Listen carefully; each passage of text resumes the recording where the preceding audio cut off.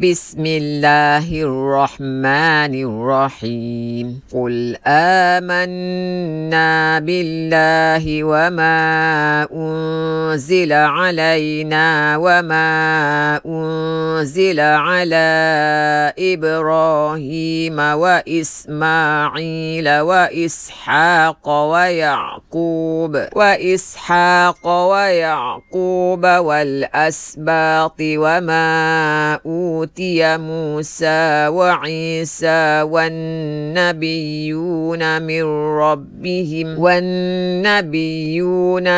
rabbihim la nufarriqu baina ahadin minhum wa nahnu lahu muslimun wa man yabtaghi ghayral islami dinan falan yuqbala minhu wa huwa fil akhirati minal khasirin. Kaifa yahdillahu qauman kafaru ba'da imanihim wa shahidu anna ar-rasula وجاءهم البينات والله يهدي القوم الظالمين. أولئك جزاؤهم أن عليهم لعنة الله والملائكة والناس أجمعين خالدين فيها لا يخفف عنهم العذاب ولا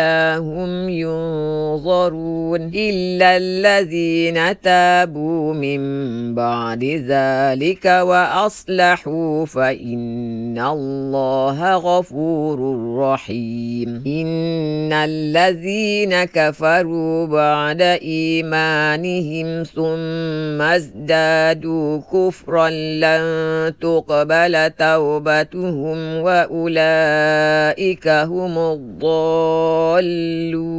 إن الذين كفروا وماتوا وهم كفار فلن يقبل من أحدهم ملء الأرض ذهبا ولو افتدى به أولئك لهم عذاب أليم وما لهم من ناصرين. صدق الله العظيم. Dengan nama Allah yang Maha Pemurah lagi Maha Penyayang. Katakanlah, kami beriman kepada Allah dan kepada apa yang diturunkan kepada kami dan apa yang diturunkan kepada Ibrahim, Ismail, Ishaq, Yaqub dan anak-anaknya dan apa yang diberikan kepada Musa, Isa dan para nabi dari Tuhan mereka. Kami tidak membeza-bezakan seseorang pun di antara mereka dan hanya kepadanya lah kami menyerah diri. Barang siapa mencari agama selain agama Islam, maka sekali-kali tidaklah akan diterima,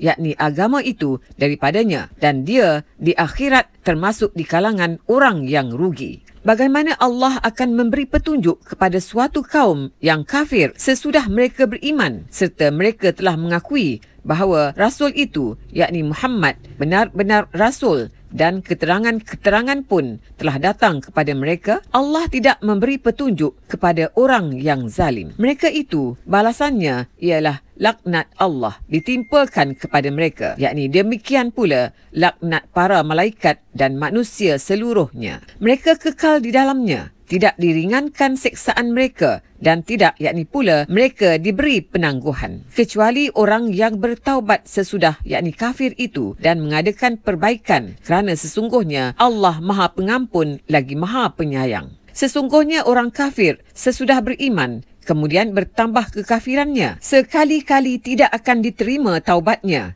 dan mereka itulah orang yang sesat. Sesungguhnya orang yang kafir lalu mati sedang mereka tetap dalam kekafirannya, maka tidak akan diterima dari seseorang di antara mereka emas sepenuh bumi, walaupun dia menebus diri dengan emas, yakni sebanyak itu. Bagi mereka, itulah seksa yang pedih, dan sekali-kali mereka tidak akan memperoleh seorang penolong pun. Benarlah firman Allah yang Maha Agung itu.